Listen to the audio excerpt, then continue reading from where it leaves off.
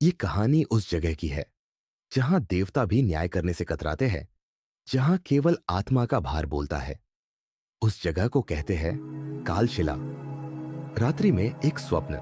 एक व्यक्ति, राघव, एक खुले मैदान में दौड़ रहा है। पीछे से आवाजें आ रही हैं।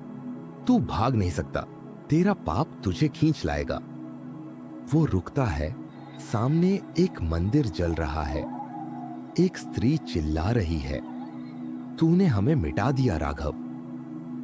राघव चौंक कर उठता है, पसीने से भीगा हुआ। राघव 32 साल का, अरबपति बिल्डर। शहर का सबसे बड़ा मॉल और होटल उसी का है, लेकिन सुकून शून्य। हर रात वही सपना आता है, चली हुई जगह, मंदिर और वो औरत। एक दिन एक डाकिया एक चिट्ठी देकर चला जाता है। लिखा होता है, तुम्हारे स्वप्न तुम्हारे ही कर्म है, कालशिला तुम्हें बुला रही है। उसके बाद घर में अजीब घटनाएं शुरू हो जाती है। दरवाजे अपने आप खुलते हैं, शीशे में चेहरा बदल जाता है, टीवी अपने आप चलता है और उसमें वही जलता मंदिर दिखता है। राघव डर जाता है, एक मानसिक चिकित्सक से मिलता है। चिकित्सक पूछता है, क्या आपने कभी किसी गरीब का घर उजाड़ा है? राघव वो सच्चाई जानने के लिए निकलता है, हिमालय की तरफ, जहां वो पहले एक प्राचीन मंदिर में दान कर चुका था। वहां उसे मिलती है नैना, एक रिसर्चर जो लॉस्ट टेम्पल्स और पौराणिक शिलाओं पर रिसर्च करती है। नैना उसे बताती है, कालशिला कोई कल्पना नहीं, एक शुद्ध भूमि है जहां आत्माएं अपने कर्मों की कीमत खुद तय करती है। राघव, तुम्हें कैसे पता? नैना, क्योंकि मेरी मां वहीं मारी गई थी। राघव चौंकता है पर छुपाता है।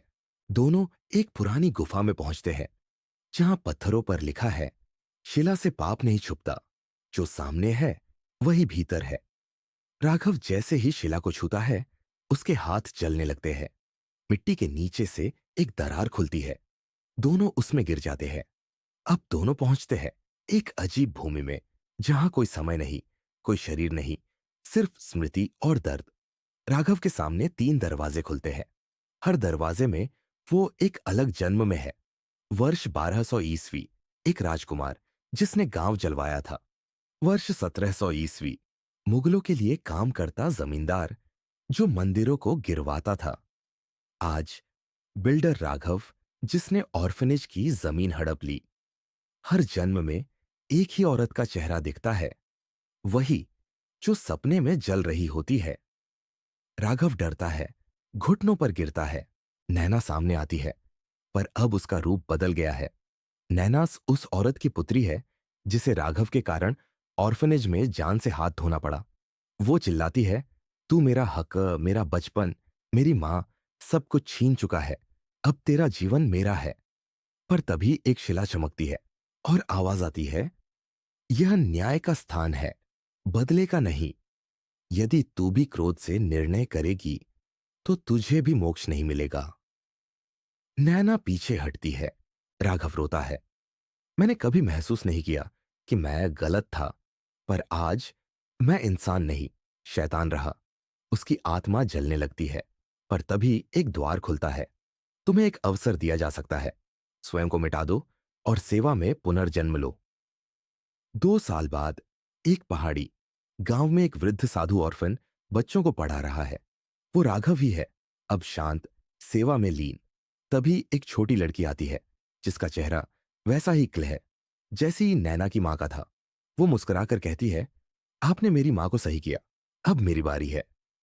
राघव चौंकता है। नैना की आत्मा हवा में विलीन हो जाती है।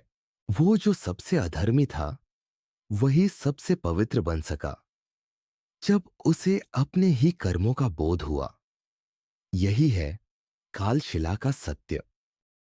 अगर इस कहानी ने आपके दिल को छू लिया हो, तो एक सब्सक्राइब उस कहानी के पक्ष में आपका मतदान होगा, क्योंकि यह सिर्फ एक कहानी नहीं, बल्कि एक यात्रा है आपके और सत्य के बीच। मिलते हैं अगले अध्याय में, पर तब तक ये याद रखना, यहीं से शुरू होती है कहानियों की असली दुनिया। जल्द ही फिर मिलेंगे, लेकिन उससे पहले एक लाइक, एक शेयर और एक सब्सक्राइब जरूर कर दीजिए।